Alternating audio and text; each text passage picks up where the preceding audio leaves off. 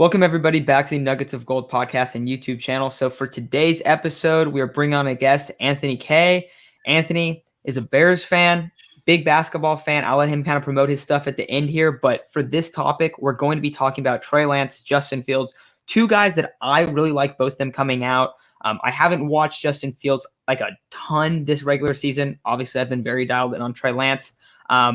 But I think for Fields, and I'll definitely hear what you have to say, Anthony, but I do think a lot of it is more like, let's see what he looks like in the future. He's in a very, very rough situation right now.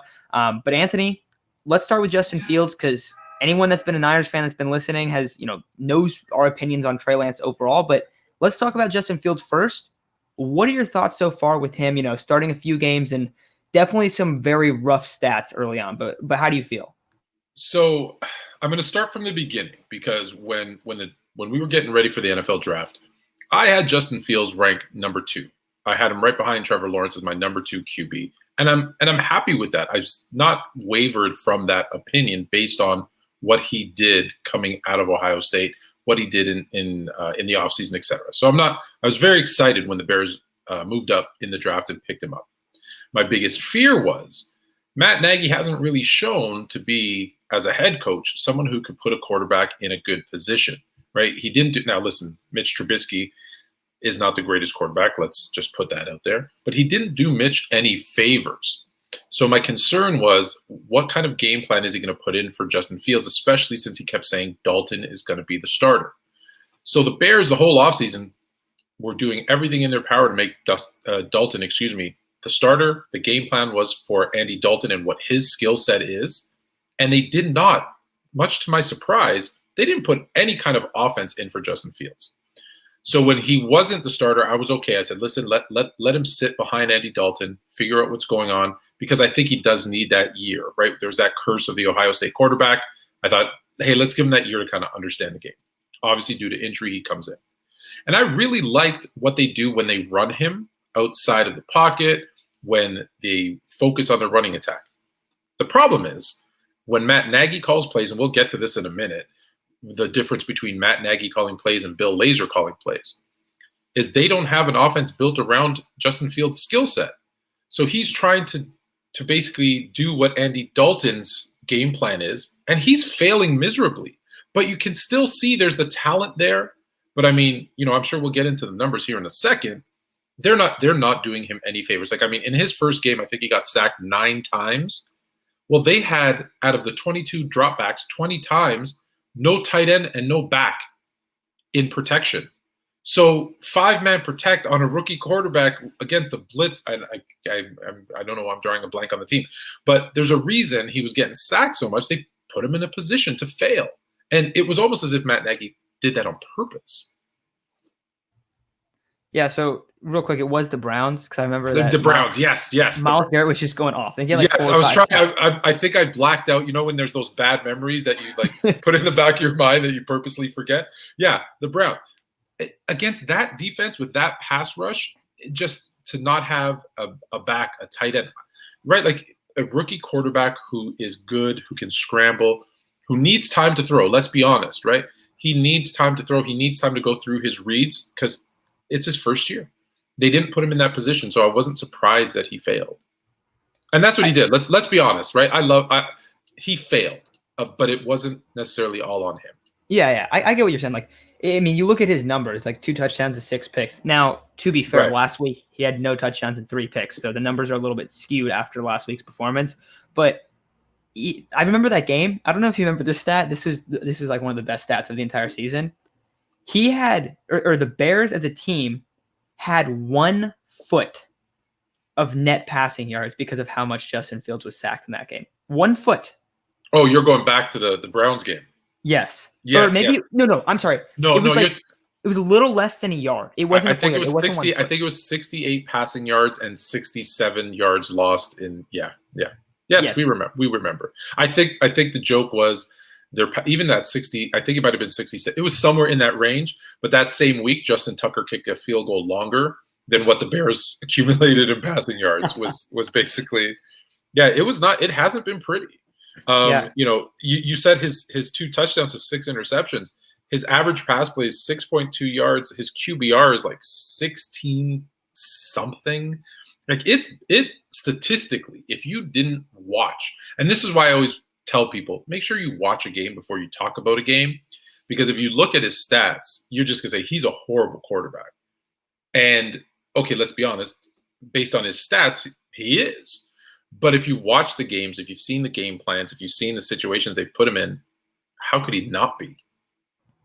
It's really funny that you bring up like the situations and stuff, because that's what a lot of 49er fans feel like has been one of the issues with Trey Lance. Not even necessarily that, really, like with the whole 49ers team this year, is like you came to this year with an offense for Jimmy and like an offense for Lance, but you don't really have a true offense. And it's like kind of like, oh, we're shifting over. And it's like this weird period where like a lot of times like people think back on, Alex Smith, Pat Mahomes.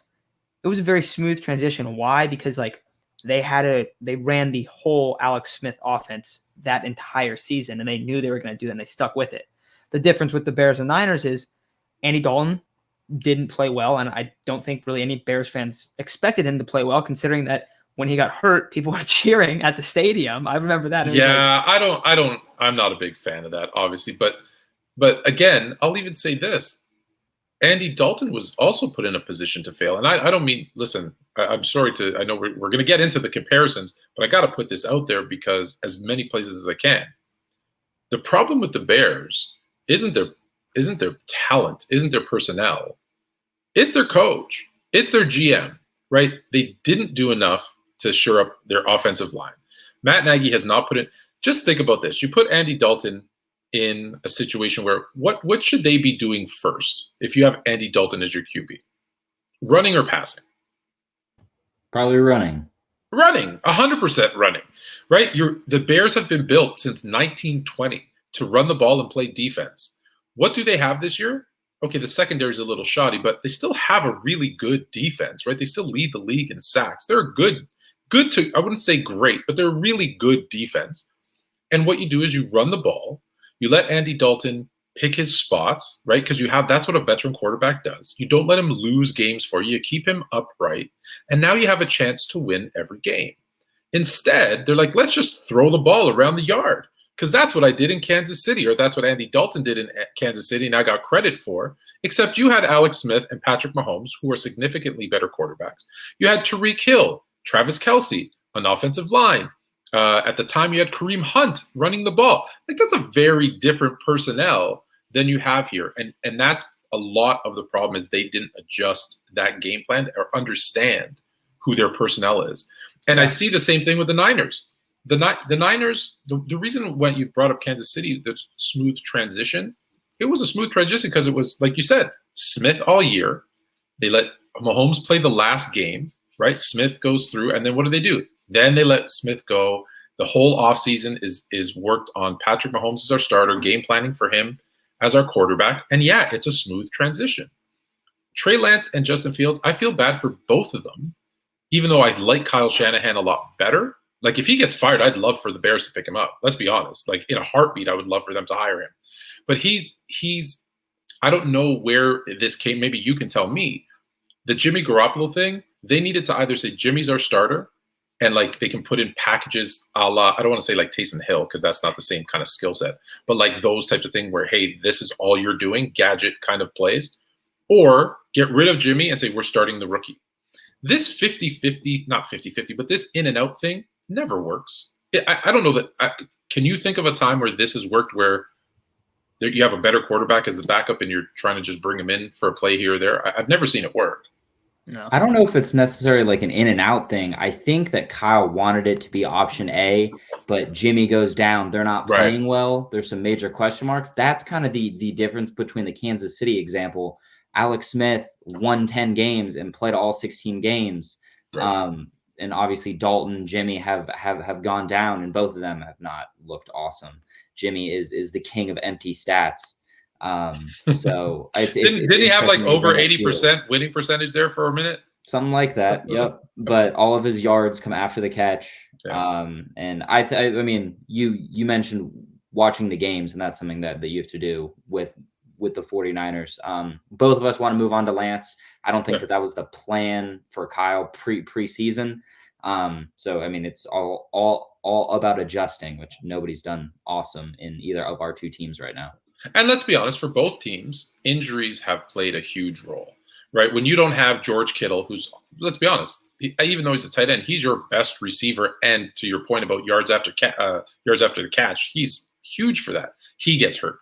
What if you had like 16 running backs go down, and then whoever comes in gets hurt, right? The Bears, same thing. They lose their starting running back. They lose the second one due to COVID. Now, don't get me wrong, Khalil Herbert has come in and played really well. But those types of things, like it's tough to be a starting quarterback in this league when everyone's healthy, let alone when you're the backup, the plan's not for you, and now your best guys are getting hurt. It's tough. Aiden, real quick, or not real quick, talk as long as you want, but what do you think I've shown that I will. What do you think about Justin Fields? Like, how do you feel about it right now? I really liked Fields coming out. He was my QB2, I think. I think Lance was QB3. I really liked him coming out. He was really good at Ohio State. I liked what he could do with his legs. I think that Anthony hit it right on the head. He's not been put in a position to succeed, and we've seen more talented guys struggle in positions where it's just not easy. I don't think Nagy is the guy in Chicago. And it might be something where they're like, we're not going to win or make the playoffs anyway. Let's just throw this guy out there, get some experience, and just go for a pick next year. The Niners are in a bit of a different situation because they had to trade up with that first round pick. Did the Bears give up the first next year? Could they theoretically tank? They could. However, they're still they're in the hunt. Yeah. They have, them in Minnesota. Out of it. Yeah, them in Minnesota, I think, are the 7th, 8th seed right now. So, but yes, I think they still have their first round pick because they gave up. They gave up a second or a third. I think you guys took a bunch in the Mitch Trubisky debacle, and then they gave away last year, or they flopped firsts. And a couple other picks. I think they still have their first for next year, though. However, they gave up their 1 and 4. They're 1 and 4. From this past. No, for 2022. For next year. Oh, there you go. So they don't have a first round pick. There you go. That's okay. They never make a good first round pick anyway. So Niners and Bears are in the same exact situation. Then I think Nagy's coaching for his job. I don't think Shanahan is. Some Niner fans want him out, but I think that you hit it right on the head. Like, there's nobody better out there. Like, you hope you get Bieniemy. I don't know. Do you think? So you think Shanahan's safe? For both of you? Yeah. He just signed a 6-year extension. Yeah. Like, so he's safe. Yeah, he's safe for I totally understand being frustrated because like it has been really back and forth. And like for me, I was like, I don't understand why you're starting Jimmy. So like it makes no sense. But then he came out, I think it was yesterday and he had some comments like, it didn't say like word for word, but basically said like, hey, if Trey's healthy and Trey has a full week of practice, he will be the starter. Because he said like, looking at the Arizona game, which I thought Trey looked great. He said, yeah, I thought he looked like a rookie quarterback, but he was already improving in that game. And you could have seen like the next week he would have taken another step. Kyle also said the same thing about Justin Fields, where like he's seen him take those steps, where I think it's also like one thing that's hard with people. Like every rookie quarterback this year outside of Mac Jones hasn't looked good. No, they really haven't. And you know what makes it worse? They're comparing them all to what Justin Herbert did last year. But none of these guys, not Mac Jones, not Trevor Lawrence, not Justin Fields, not Trey Lance, none of them have Keenan Allen, Mike Williams, a running back, a defense as good as the Chargers do. He was put in because he wasn't even, just remember, he wasn't supposed to start. It was Tyrod Taylor who was supposed to start, but obviously that freak injury, accident, whatever you want to call it, he's in the best situation. I feel like if you put any one of those QBs in LA last year, let me say this: I don't think they're as good as Justin Herbert, so I don't think they perform as well. But I bet you they do much better than they're doing now. I would say this: I think that the Niners situation is better. Okay, Chargers this year is a better situation, but last year I would rather have the Niners situation. The difference is Justin Herbert was what, a 4-year starter, 3.5-year starter. Trey Lance played a year in, at North Dakota State. And I was very nervous. I was very nervous about that pick because it reminded me a lot of Trubisky in Chicago, where there's a guy who didn't really play enough in college, and unless the role was, hey, let's bring him in behind someone who's really good and give him a year or two, that's where Trey's, I think, would have been his absolute best, is if he sits for a year or two and then comes in, I think he lights it up. And that's why, and I still think he can do that. I still think, he's just a year away. Yeah. I'll comment a little bit on Justin Fields, and then we could talk about Trey Lance a little bit, and then wrap it up. But for Fields, so coming out, I had Lawrence at 1. I had Trey at 2A is what I said, and Justin at 2B. The one thing that was so weird to me, though, throughout the whole draft process was when I first watched Justin Fields the year prior to last season at Ohio State, I was like, don't like how he hangs on the ball. Don't really love his motion. He needs to clean up a lot of this stuff. And I wasn't a huge fan of his. And then the year went on, and I was like, this dude's a gamer. He sees the game well. Like, it might look kind of slow, but that's also part of their offense, is like, you have to hold the ball. You have to wait and stuff. Right. And so I thought he had a ton of development last season. And then it felt like most people had like decided, like, going in, like, before last college football season, it's going to be Lawrence 1, Fields 2 overall. And then it was like, I think we got to push Fields down the board. And I was like, he looked better. Like, he improved. He should have been, if anything, his stock rose, in my opinion. So I was always so surprised by that. I will say this. There was a lot of false narratives that came out. That is true. And I don't know where they came from or why, but you heard things, about his work ethic. The best one was that you heard things about his like preparation and his intelligence. Do you know he scored the highest score ever on the intelligence test, or the Wonderlic, or whatever the hell they're using now? Like, the highest score ever. And you were saying, and you were questioning that, there was something going on there, purposely pushing down, which I think is a shame. I had someone tell me that their issue was with him was his accuracy. And he was like, now I don't know how accurate technically like grades are and stuff, but he was great as the most accurate player in college football history. So yeah, it's unbelievable. It's not accuracy, man. Like, it's, well, and that's, not I go back to watching the games, right? If you watched last week's game, and trust me, I watched every single one of these where he hit a receiver in the hands and they dropped it. Well, how much of that is on him and how much of that is on the receivers? Like, I'm sorry. I used to be a receiver, and I'm telling you, my coach wouldn't make the quarterback run if it hit me in the hands and I dropped it. I'd be the one running. And I saw a lot of that, more so than in other games too. I saw a lot of that in the last game. So now, granted, listen, it was Tampa. There's, they were probably gonna lose anyways. But I think, if you're doing your job, I could see him being frustrated, right? You're doing the right reads, you're hitting the open man, it hits them in the hands, and they drop it. There's not much you can do. Like, as a quarterback, what more can you do? No, and that kind of issue happened with Trey. So, Anthony, what do you think about Trey Lance? What do you think about his future? Listen, when you look at the skill set of Trey Lance, you see a starting quarterback. You see he has all the tools to be a starting quarterback, and I'm going to go back to what I said earlier. However, he hasn't played enough. And QB in the NFL isn't just one step. I know we say, okay, you go from college to the pros. It's not. It's like 5 steps. And so if you didn't play enough in college, well, now you're like 7 or 8 steps behind where you should be. So I think the only thing with Trey is coaching and time, and he'll get it. So if there's patience, if there's the right development, he's going to be just fine. The problem is, now you're lucky you got Shanahan, who is a good offensive mind, a great offensive mind, is I see a lot of quarterbacks, and, in my show where I do with Coach Jackson, we talked about this a lot. You see a lot of really good quarterbacks come into the league, and, their QB coach changes every year. Their offensive coordinator changes every year. They don't develop the player, and then they're done. So, if, the one thing I would say the 49ers have going for them, and in turn Trey Lance, it seems like you just said, Shanahan, with 6 years, there's going to be stability. You give him stability, and a year, 2, right? I think next year you're going to see a lot better. And I know we've got 10 games left this season, and we're already talking about next. But when you got young quarterbacks, you're looking at them as a 15-year player. It's not, 5, it's not like a running back, 3 to 5 years and you're happy. No, you want him there for 10 or 15 years. So I think it's safe to say this year's going to be learning, next year's going to be developing, and that third year that's when you're going to really see that finished product, whether he's, a quarterback or not. Skill set, again, I'll say it, he's got all the skills to be a starting quarterback in this league. Yeah, I totally agree. So, Aiden, what do you think about both these guys' futures? Like, what do you think about them moving forward?